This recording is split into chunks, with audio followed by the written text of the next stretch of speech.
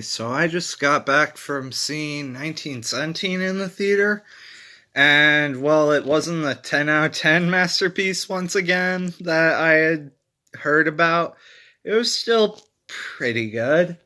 I mean, with The Lighthouse, at least I was looking at one that I was way more interested in.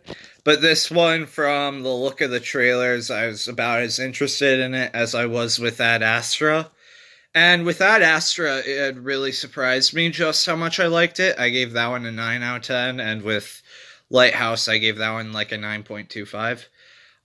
With 1917, I'll just get out of the way. I think I give it like an 8, 8.25, something like that. Which I feel like I should give it something higher, like 9, because I mean, technically, there's a lot of impressive things about this movie. For one, is how, for the most part, the movie's one long, unbroken take, or at least edited to look like one. I'm pretty sure it's just edited to look like one because there were multiple points where I swear I saw cuts. Or at least points where there could have been cuts. But a movie edited to look like one take, I've always enjoyed that. Birdman is one of my favorite movies, so that's more than welcome here because there aren't a lot of movies that have mimicked that, and I take about as much of them as I can get. I think the problem here, though, for me personally, is that I can't really get into a lot of war movies, mostly because I feel like there isn't as much stakes in it for me personally, just because you can't get to know the characters very personally because they focus on too many people and they never give the people themselves much character depth, so that way you don't really care about them. So then when they die, it's just kind of like, oh, whatever. And yeah, I just never really feel invested. So the struggles in most other war movies are the struggles here. I didn't find it as tense as other people, though during some of the wide open spaces, I did find myself going occasionally. One of them's totally gonna die. I mean, not both of them, because then the movie would end, and then, too early. But I did find myself doing that a couple of times, just not nearly as frequently as people suggested. Because, I mean, like, they're not gonna kill off both characters pop right at the very beginning. I'm sorry to tell you, spoiler alert, but you have to know that going in, right? Otherwise, you're just lying to yourself. So because of this, and the movie's not very self-aware about this, the movie, in my eyes, was extremely predictable. You could figure out where it's going from point A to point B because it plays it pretty safe.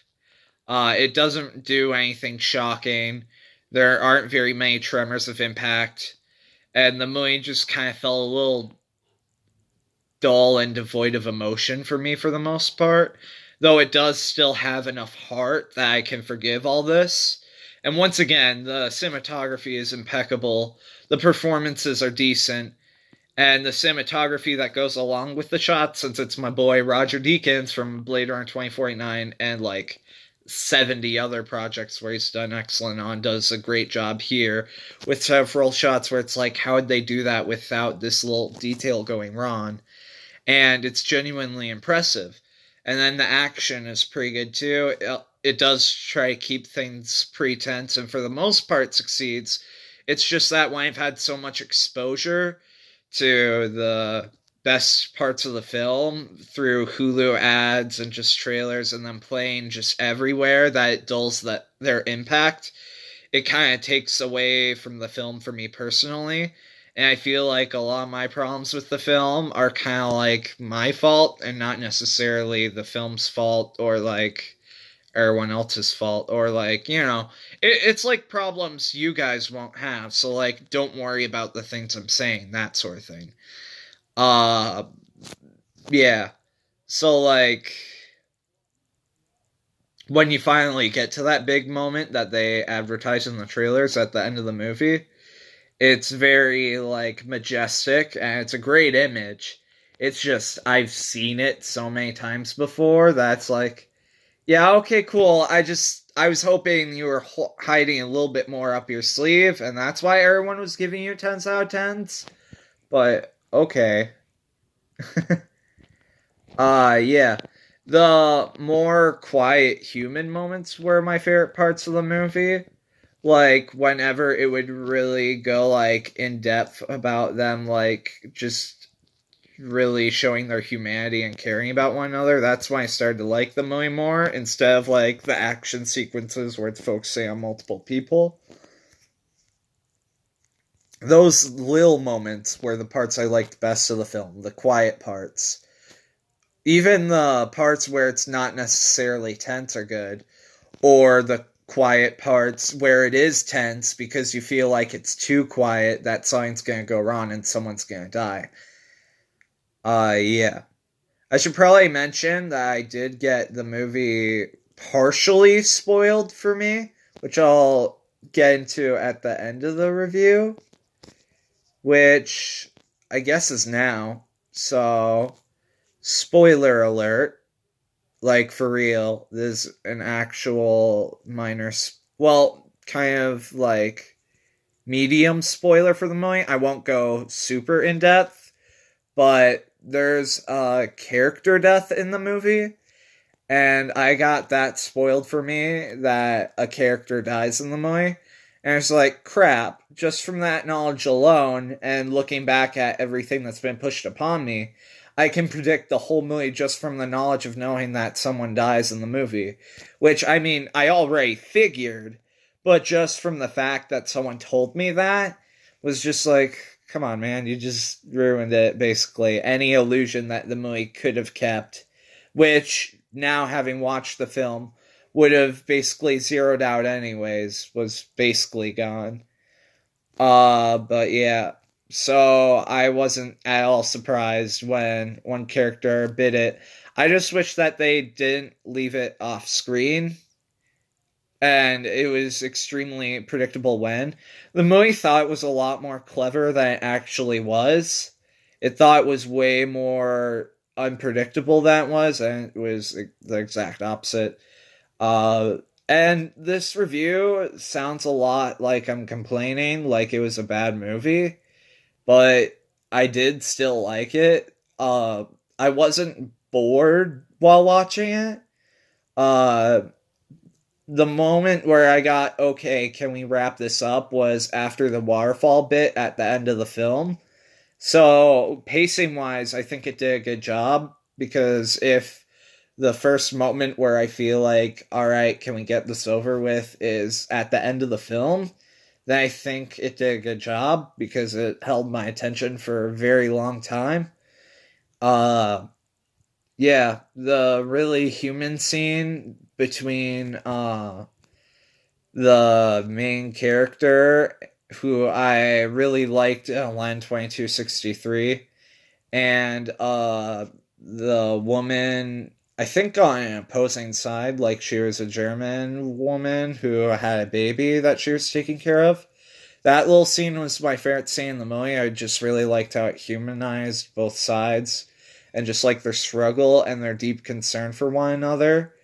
And I don't know, that was the only moment that like genuinely moved me because they're caring for one another and their humanity in that just felt like it had much more depth than any of the other like cheap relationships that we were supposed to feel throughout the film. Like that felt weirdly more genuine than the death scene earlier in the film. And I don't know why that one got more of a reaction out of me and other scenes in the third act than the scene that should have gotten the emotional reaction out of me, but just didn't because I didn't really feel much for the character. Like, sure, I felt bad for the guy because, oh, he had a brother, but like, you know? So, yeah, that's my review of 1917.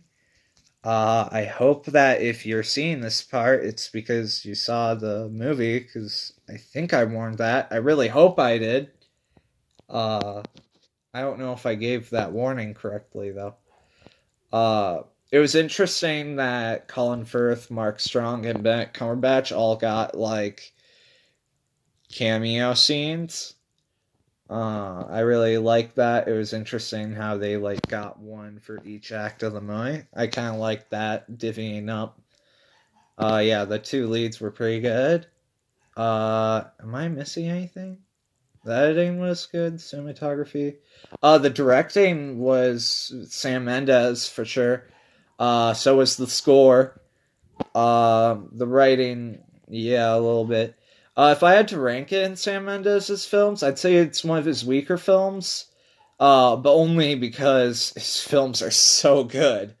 Like his only film, I like this is the weakest films of the ones I say are great. And that ranks it third from last. And then second to last is Spectre, and last is Away We Go in quality. And then from there on up, it's Jarhead is basically tied with an 8.25 out of 10. Uh, and then American Beauty's at the very top.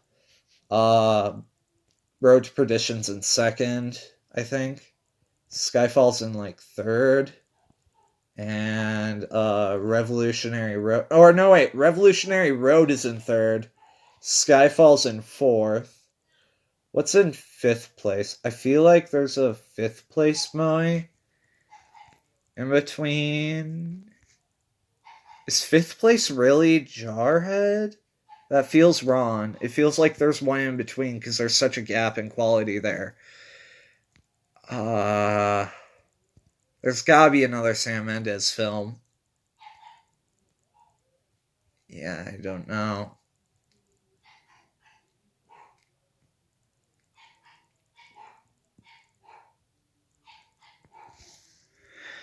Yeah, I don't know. I think that might be it. That might be it. It's just there's a big gap, and that's the ones I mentioned. So yeah, I do really like the movie. I do still recommend it. I mean, the one shot gimmick is more than enough for me. And yeah, I do like how the opening and closing shot relate to one another. And yeah, trees.